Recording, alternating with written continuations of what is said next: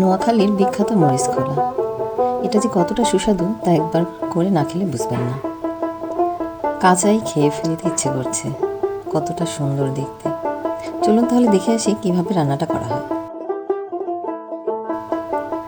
এই রান্নাটা সাধারণত পাঁচমিশালি ছোট মাছ দিয়ে করা হয়, কিন্তু যেহেতু আমার কাছে ছোট মাছ ছিল না, তাই আমি এখানে এই মাছগুলো নিয়েছি। এখানে কয়েক ধরনের মাছ আছে, সাথে আমি নোনা ইলিশও নিয়েছি। এগুলো আমি ছোট ছোট টুকরো করে কেটে নিয়েছি। এই তো আমার কাটা হয়ে গেল। আমার রান্নার জন্য যা যা প্রয়োজন তা হলো পেঁয়াজ কুচি, কাঁচামরিচ ফালি, ধনেপাতা কুচি, টমেটো কুচি, হলুদ গুঁড়া, লবণ, রসুন বাটা, ধনে গুঁড়া, সরিষার তেল।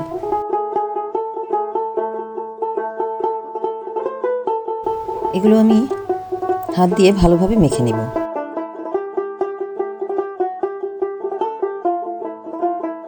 মাখা হয়ে গিয়েছে, এবার দিয়ে দিব কেটে রাখা মাছের টুকরোগুলো।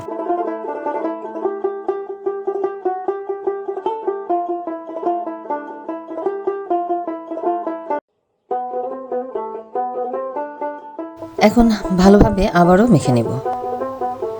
এই তো মাখা হয়ে গেল, দেখেই মনে হচ্ছে এখনই খেয়ে ফেলি। এখন আমার কিছু প্রয়োজন কলা পাতা। আমি একটি তাওয়ায় কয়েক লেয়ারে কলা পাতা দিয়ে সেখানে মাছের মিশ্রণটি সুন্দর করে বিছিয়ে দিলাম।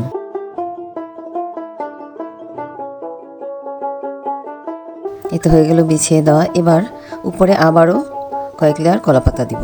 এখন ঢাকনা দিয়ে তাওয়াটি চুলায় বসিয়ে দেব। আমি ফুল আঁচে 5 মিনিট রান্না করি, এরপর মিডিয়াম আঁচে আরও 10 থেকে 15 মিনিট রান্না করব। এটা দেখেই বোঝা যাবে কখন উল্টাতে হবে। 15 থেকে 20 মিনিট পর আমি এটা এখন উল্টিয়ে দেব। উল্টানোর নিয়ম হলো কলা পাতা ধরে আলতো করে ঢাকনায় তুলে নিতে হবে। তুলে নিয়ে এবার আবার তাওয়ায় কয়েক লেয়ার কলা পাতা দিয়ে ঢাকনা থেকে নামিয়ে দিতে হবে। এই তো উল্টানো হয়ে গেল।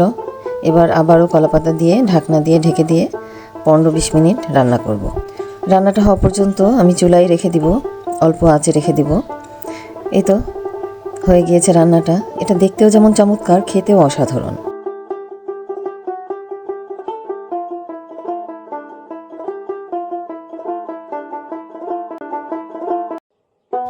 গরম ভাত দিয়ে খেতে এর কোনো তুলনাই নেই।